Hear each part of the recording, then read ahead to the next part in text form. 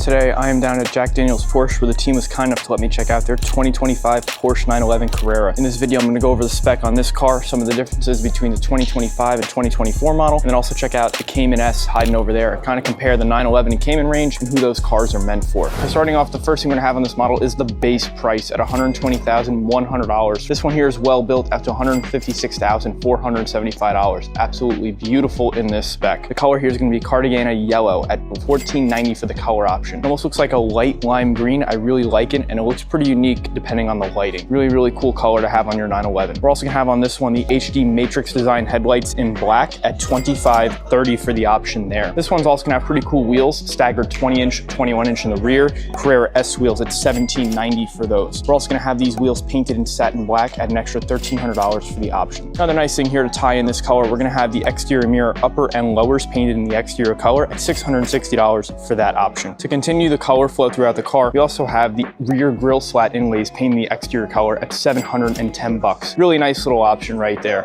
We're also gonna have the 911 logo on here painted in high gloss black at $270 for that. We're also gonna have the sport exhaust system in black as well at $2960 for that option. Really cool. We've got some more performance options on this one here with power steering plus at $300. We're also gonna have the extended range fuel tank at $230 to give you 22 gallons of gas in this car. We're also gonna have a very important option here, the sport chrono package, denoted by that little stopwatch there in the center of the dash as a lap timer. But it's not just a lap timer. That $2,400 is going to get you engine, chassis, and transmission tuning, get you a faster 0 to 60 time and more performance out of the 911 Carrera. The inside of this car is absolutely gorgeous. We're going to have the leather interior with black and chalk stitching. Let's check it out.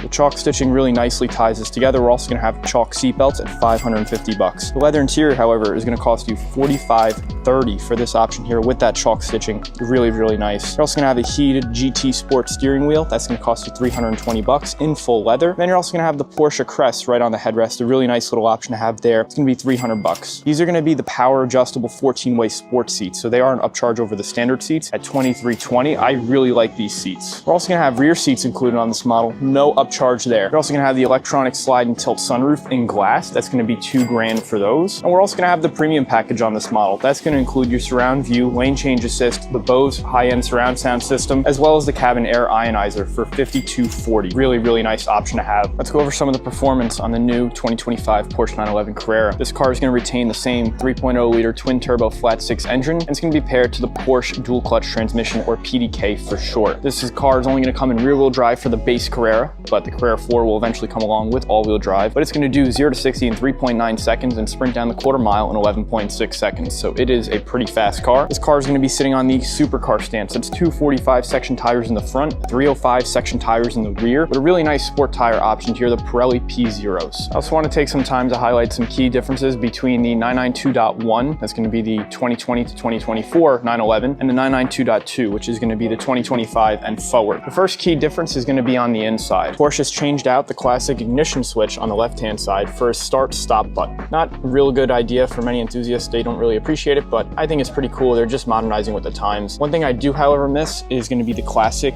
analog tack. Now they've upgraded to a digital display. No more analog tack like they had on the previous gen. Those are the main differences on the interior. On the outside, you're going to get a new front bumper as well as new front and rear lights. So you can see these lights here are more angled, where the other ones were just a classic 4 marker light design. These new lights do look really cool and illuminated. You're going to see they changed the air inlets down here a little bit more for better airflow to the cooling system, and the radiators hiding back there. I also really like how they integrated the adaptive driving system right into the center there, so you really kind of don't see it. It's a very subtle design. We'll check out the taillight around the back. It is a very slight difference. It just protrudes a little bit more from the bumper. You can barely even notice it, but they did change that from the 992.1. All right, let's go check out the Cayman model line and kind of see the difference between a 911 and a Cayman and who those cars are meant for. All right, so now we're checking out the 2024 Cayman S. We'll compare this a little bit to the 911, kind of go over who these cars are meant for and what are the key differences. So right off the bat, the performance is going to be different on this car. This car is going to have a 2.5 liter turbocharged flat 4-cylinder engine with the Porsche dual clutch transmission, making 350 horsepower